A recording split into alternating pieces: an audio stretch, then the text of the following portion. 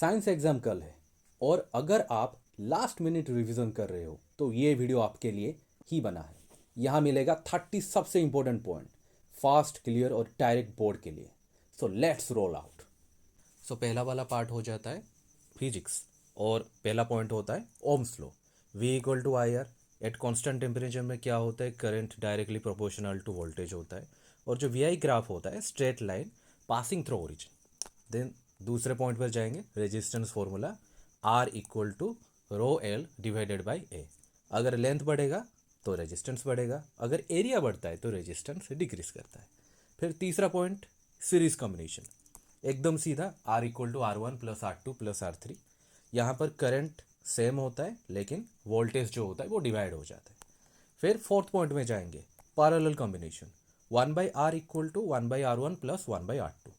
अगर दो रेजिस्टर्स हो गए तो वहाँ पर R का वैल्यू क्या होगा, R equal to R1 into R2 whole divided by R1 plus R2। यहाँ पर वोल्टेज सेम होता है लेकिन करंट यहाँ पर डिवाइड हो जाता है, यहाँ वोल्टेज यहाँ पर करंट।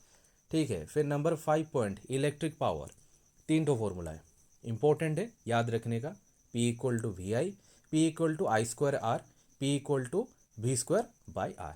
और ये 1 किलोवाट आवर का वैल्यू 3.6 इंटू 10⁶ जूल, ये याद रखना ज़रूरी है। मिरर फॉर्मूला इजी है रिमेंबर करने के लिए, 1/f equal to 1/v plus 1/u।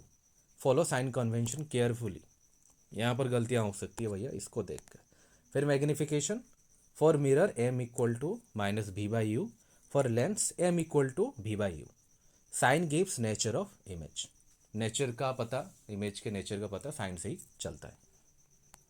फिर आता है कॉन्केव मिरर केसेस में, बियॉन्ड सी इमेज क्या होगा, रियल इन्वर्टेड डिमिनिस्ड। एट सी सेम साइज होगा, अगर बिटवीन सी एंड एफ में होगा तो एनलार्ज होगा, अगर बिटवीन एफ एंड पी में होगा तो वर्चुअल और इरेक्ट।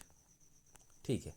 फिर आता है magnetic field around straight conductor, यहाँ पर right hand thumb rule use किया जाएगा, ये याद रखने का। फिर आ जाता है magnetic field around solenoid, act like bar magnet की तरह ये एक्ट करता है।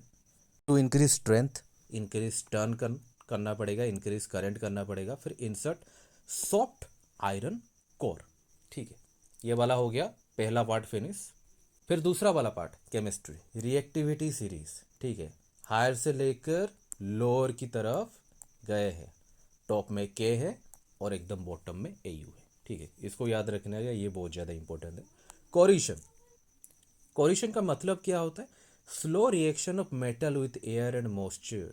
मेटल का काफ़ी धीमा हरकत एयर और मॉइस्चर के साथ, ये है रस्टिंग का इक्वेशन, इसको अच्छी तरह से याद रखने का। कैसे प्रिवेंट करेंगे, पेंटिंग, ऑयलिंग, गाल्वानाइजेशन, ये सब चीज़ें से हम कोरिशन को रोक सकते हैं। फिर आता है ionic compound, melting point high होता है, कंडक्ट इन मोल्टेन या फिर एक्वा स्टेट में, ये कंडक्ट करते हैं मोल्टेन और एक्वा स्टेट में। ठीक है। फिर आता है covalent compound, lower melting point होता है और पुअर कंडक्टर होते हैं ये। फिर हम बात करेंगे इथानॉल की, ये इथानॉल का C2H5OH बर्न्स क्लीन और न्यूट्रल होता है, याद रखने का ये पॉइंट इथानॉल के रिलेटेड। फिर ethanoic acid CH3COOH turns blue litmus red. उसके बाद आ जाता है इस्टरिफिकेशन, अल्कोहल को कार्बोक्सिलिक एसिड के साथ मिलाओ, ईस्टर और वाटर मिलेगा। कैटलिस्ट यहाँ पर कॉन्सेंट्रेटेड H2SO4। एग्जाम्पल ये वाला, इसको अच्छी तरह से देखना है। ठीक है। उसके बाद हम जाएंगे होमोलोगस सीरीज में, सेम फंक्शनल ग्रुप, डिफरेंस क्या होता है, CH2 का डिफरेंस होता है। फिर मास डिफरेंस कितना होता है, 14U होता है। इन पॉइंट्स को होमोलोगस सीरीज में याद रखने का। फिर आ जाता है soap versus detergent. Soap in effective in hard water, लेकिन डिटर्जेंट जो होता है वो हार्ड वाटर में इफेक्टिव होता है। फिर आखिर में आ जाता है plaster of Paris CaSO4 2H2O। On adding water क्या होता है, फॉर्म जिप्सम, ये इसका फॉर्मूला है CaSO4 2H2O, used in making statues and cast.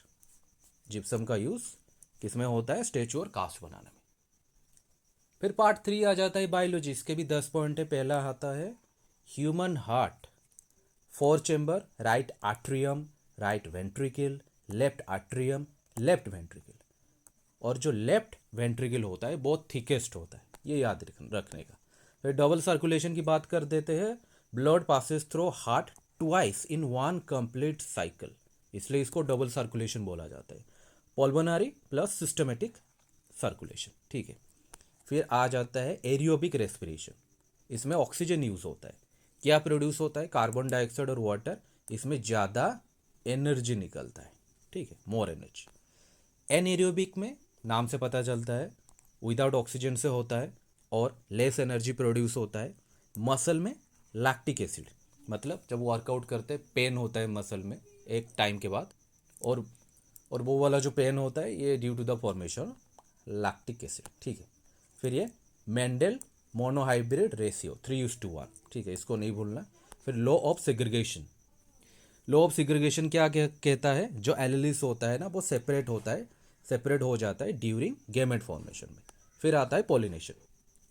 So pollination में क्या होता है? Transfer of pollen from anther to stigma, self और क्रॉस पॉलिनेशन, दो तरह के पॉलिनेशन होते हैं। फिर हम जाएंगे ह्यूमन मेल गैमेट में क्या होता है? स्पर्म होता है। एक्वायर्ड ट्रेट्स ये इनहेरिटेड बिल्कुल भी नहीं होता है, एक्वायर्ड ट्रेट्स नॉट इनहेरिटेड। फिर आता है आखिर में 10% लो ऑफ एनर्जी।